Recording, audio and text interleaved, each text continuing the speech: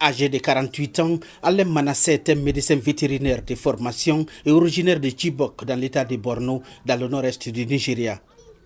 Il se présente comme un défenseur d'un Nigeria nouveau, mais aussi un activiste des droits humains et de la bonne gouvernance.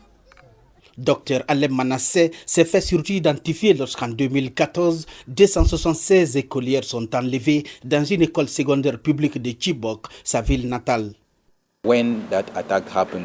Lorsque cette attaque s'est produite, on avait du mal à accepter cette vérité. J'ai donc rapidement mobilisé la communauté et les parents des filles de Chibok pour mettre en place le bureau de gestion de crise où nous avons commencé à parler avec des données exactes. Parce que quand nous disions à leur gouvernement que les filles étaient adoptées, certains nous disaient que nous mentions. Depuis, le médecin devenu activiste mène une lutte sans fin pour la libération des filles de Chibok. Parmi elles, plusieurs membres de sa grande famille. Certaines des filles ont pu s'échapper d'elles-mêmes, tandis que d'autres ont ensuite été relâchées à la suite d'intenses efforts de campagne menés par les organisations de la société civile et des négociations menées par le gouvernement. Nous avions réussi à prouver à la communauté internationale et à tous les autres que oui, ce n'était pas bien pour nous parce qu'il y avait eu un enlèvement.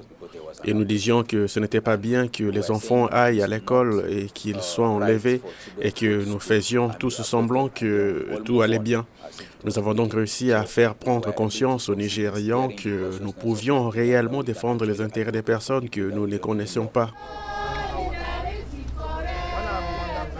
Il est l'un des cofondateurs du puissant groupe Bring Back Our Girls qui a plusieurs fois manifesté à Abuja, la capitale fédérale, pour la libération des filles enlevées. 96 filles restent encore en captivité et des milliers d'autres enfants ont été victimes de graves violations de leurs droits dans l'état de Borno, son état d'origine, depuis l'insurrection sanglante du groupe terroriste Boko Haram. Il a toujours été au devant de la scène pour la cause de sa communauté, comme le reconnaît Emmanuel Ozemeka, un ressortissant de l'état d'Anambra dans le sud du Nigeria, mais qui a connu Alem Manasseh à travers leurs activités humanitaires.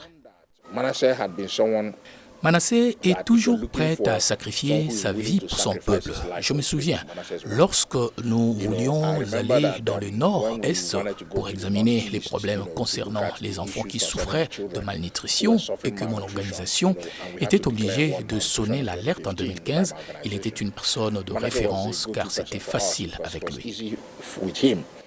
Lydia Orugbo est aussi originaire de Chibok. Elle connaît bien le docteur Manasseh.